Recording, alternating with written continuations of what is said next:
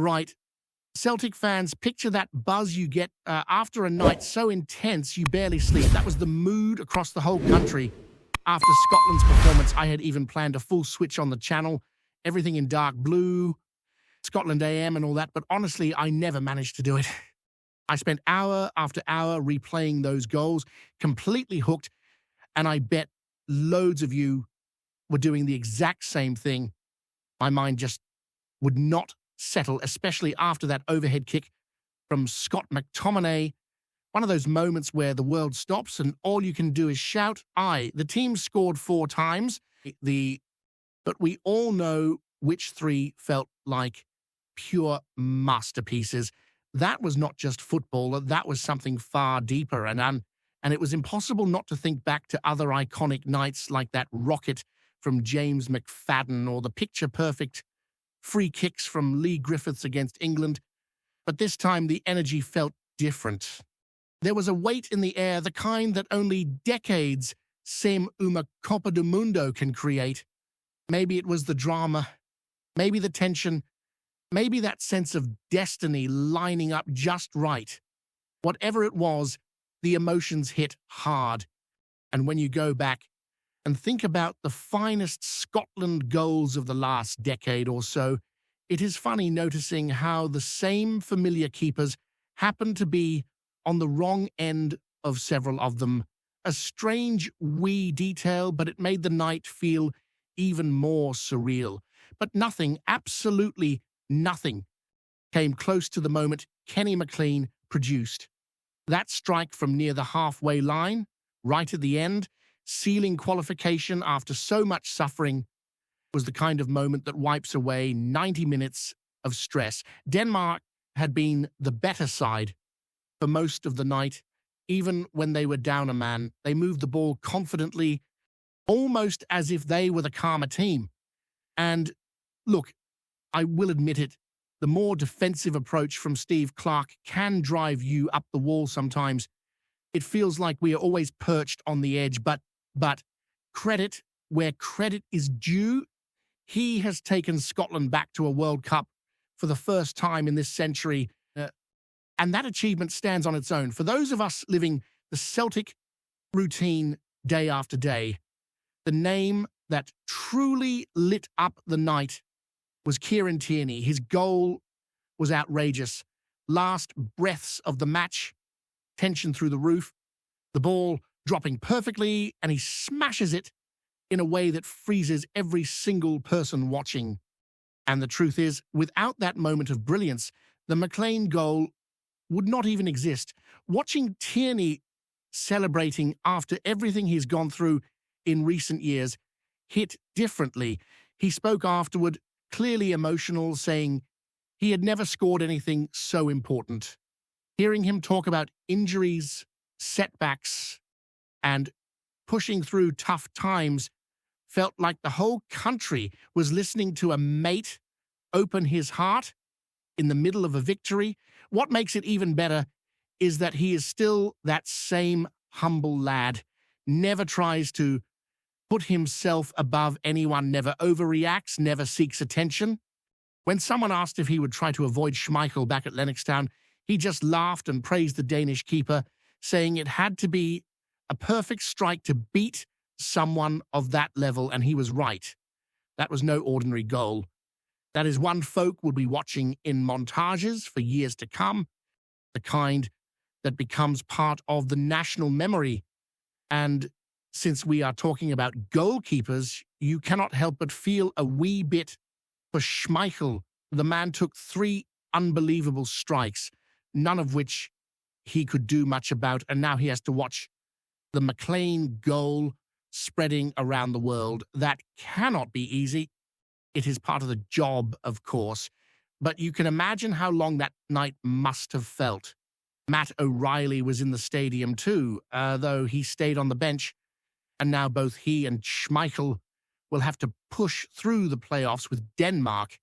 And honestly, I hope they make it, because they are good lads and deserve the chance. And when you look at the Celtic squad, it is amazing seeing how many of our players are set for the World Cup. Alistair Johnston with Canada, Cameron Carter-Vickers, and Austin Trusty with the United States, Sead Haksabanovic representing Czechia, Daisen Maeda with Japan, and, of course, Anthony Ralston and Tierney with Scotland. 7 players practically booked in already, and that is just the ones who look secure. There are still those fighting through playoffs like Schmeichel with Denmark, Liam Scales and Johnny Kenny with Ireland, plus Benjamin Nygren with Sweden and Balikwisha with the Democratic Republic of Congo, who face one of those complicated intercontinental playoff paths. Then comes that third group, the one that sparks even more curiosity, players whose nations have qualified but who have been out of favor lately, and now they will feel that extra fire for the rest of the season. The most talked about case is Arne Engels. It has been around a year since Belgium last called him up, but he is nowhere near out of the picture. A strong run under the new Celtic manager, and no one would be shocked to see him push his way back. Same story with Marcelo Sara for Uruguay, who was involved not long ago, but is sidelined now, and Reo Hatate, who still needs to work extremely hard to return to Japan's squad. Even Hyun Gyu Yang could dream, though he seems to be nearing a departure. And of course, there is that funny question folk sometimes float about Callum McGregor returning from international retirement like Scott Brown did. But let's be honest, he seems very settled with his choice. Amid all of this, the upcoming World Cup is shaping up to be full of green and white stories across the globe. Scotland secured, England in as usual, Australia locked in, Japan flying, Canada and the United States as hosts. It is going to be a summer filled with matches that have that special Celtic flavor we all love to follow. And since I mentioned Japan, Daisen Maeda deserves attention. He played in the friendly against Bolivia, a 3-0 win, and the interesting part was his position. He operated as a left wing back in a 3-4-2-1, and by all accounts, he impressed. Watching the highlights, it was clear he was playing much higher than a typical wing back, more like a winger constantly pushing forward. Maybe it is coincidence, but that system happens to be the favorite setup of Wilfried Nancy, who is expected to arrive at Celtic. And if Maeda stays at the club over the next weeks, this might be a clue to how he could fit into the new tactical approach. The funny thing is that all this chat about Maeda and the style of the new manager has already made folks start imagining how the whole puzzle might fit together at the Celtic once everyone is back. Because if there is one thing these international fixtures made clear, it is that a good few of our players are returning with proper confidence, some of them even with a bit of swagger that nobody really expected. And when a club has lads espalhados across different continents, living moments that pull them in every direction, you end up feeling that the season could shift massively depending on how each one of them walks through the door this week. Maeda, for example, looked like he had been given that wee spark again, the sort of freedom to push on and sprint past folk the way he did on his first months here, when defenders couldn't keep up with him, even queuing on motorbikes. And if that is a sign of what he might deliver under a new coach, then folk are right to be excited. But it was not all glow and joy in this break. Reo Hatate still seems caught in that awkward spell, the kind of phase where everyone knows the talent is there, knows exactly what he is capable of, but the rhythm just will not settle. And with Japan being so fiercely competitive, even a tiny dip makes a difference. The level is sky high, the pressure is constant, and you either meet the tempo or you fall behind. He will need to fight hard to get back into that squad and, at the same time, adapt quickly to whatever the new manager wants to build here. Yet, if there is one thing that works in his favor, it is his quiet resilience. He does not shout, he does not moan, he just works and lets the football speak, or folks still believe he can come back strong. The situation with Sarra also caught the eye. He had just been getting a wee chance with Uruguay, looked bright in moments, and then the injury came to stop everything again. He is one of those players forever on the edge of breaking through, always a step away from making his name. Yet something gets in the way, but when he is fit, the energy he brings is unreal. The pressing, the physicality, the bite in every duel, all of it points towards someone who might fit brilliantly in a more intense vertical system, especially if the new coach pushes for quicker transitions and a more aggressive block. There is real potential there, as long as he can finally string games together. And then there is Arne Engels, the name that always makes people tilt their head a bit. Belgium is stacked, everybody knows that, but their midfield is clearly going through a shift right now. It is precisely in phases like this that wildcard players sneak in. It is true he has not been near a call-up for a while, but you never get the feeling that the door is shut. It is almost like he is waiting in a corridor, one good run of matches away from being noticed again. His versatility is a big asset. His understanding of the game is excellent, but the inconsistency holds him back. Still, if the new manager gets a tune out of him, nobody would be shocked to see his name pop up in a squad list sooner or later. Meanwhile, some players sit in that odd space where they are neither favorites nor forgotten.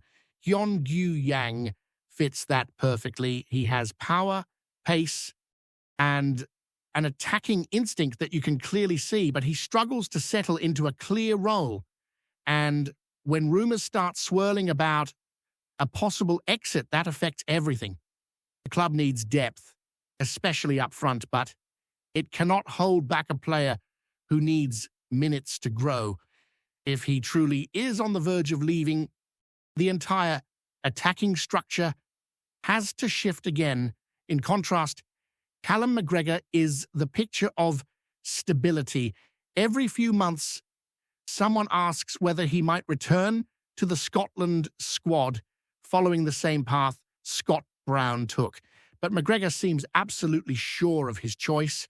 He knows what his body can take. He knows his responsibility at the Celtic, and he knows the commitment involved in juggling both. And while the thought of him pulling on that national shirt again is tempting, especially now that Scotland is living a golden wee moment, he seems firmly set on staying retired. And fair play to him, his role at the club is colossal already. And speaking of Scotland, you can still feel the buzz from those celebrations across the whole country. Kenny McLean's goal has already turned into one of those moments that will show up in adverts, documentaries, and every end-of-year montage. That run, that release, that explosion of noise after years of heartache, it is the kind of thing that sticks to the soul of an entire nation. And when you add Tierney's monster of a strike into the story, the whole night felt scripted for legend, a moment that ties generations together, from folk who lived through the older campaigns to the kids discovering what it means to follow this team. Naturally, that kind of emotion spills into the club atmosphere. Lads come back charged, supporters turn up buzzing, and even training sessions feel sharper. And this is where it matters, because the pressure on the Celtic is heavy right now. Everyone knows the team must correct plenty of things, regain its consistency, rebuild that identity that always made the club dominant.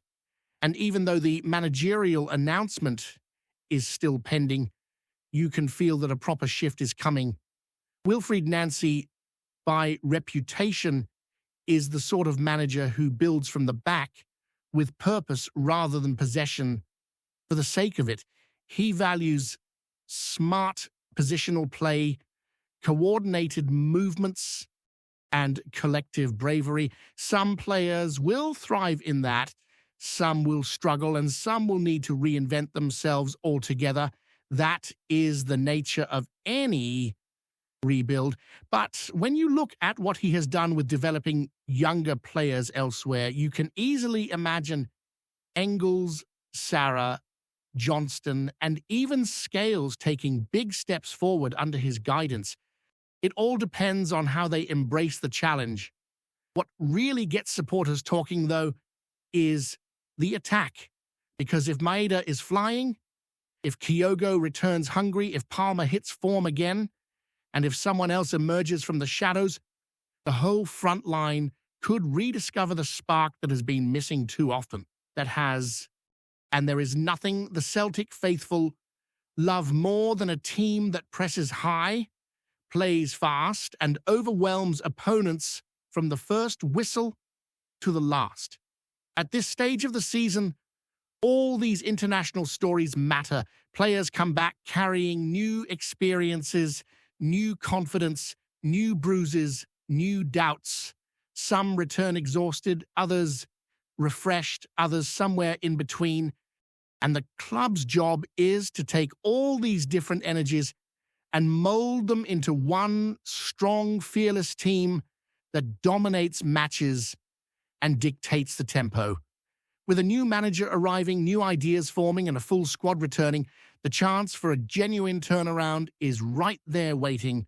Before we proceed, subscribe to our channel and enable notifications to receive all exclusive news about Celtic FC. Don't miss any details about your favorite team. It's extremely important for Celtic FC fans. Whispers have been swirling Rune Glasgow since the crack of dawn. As leaked audio said, TB Faye the VAR room during a recent Celtic match found its way onto social feeds quicker than ye can say whore. What's this then? The clips, crackly and half muffled as if recorded through somebody's coat pocket, hay sparked a storm, the size of Ben Nevis among supporters, with many insisting the chatter between officials raises more questions than answers. In the snippets doing the rounds, voices that sound like match officials can be heard debating a key incident where hesitation that some fans claim borders on uncertainty, even doubt. There's nae proof the tapes are genuine, and nae way to ken if they've been stitched together by some mischief maker looking for a bitter weekend chaos, but that hasn't stopped the rumour mill spinning at full tilt. Folk appointing clip phrases, odd pauses, and what some swear is a frustrated sigh that Disney line up why the decision we saw on the pitch. Celtic supporters forums have been buzzing like a pub jukebox after last orders.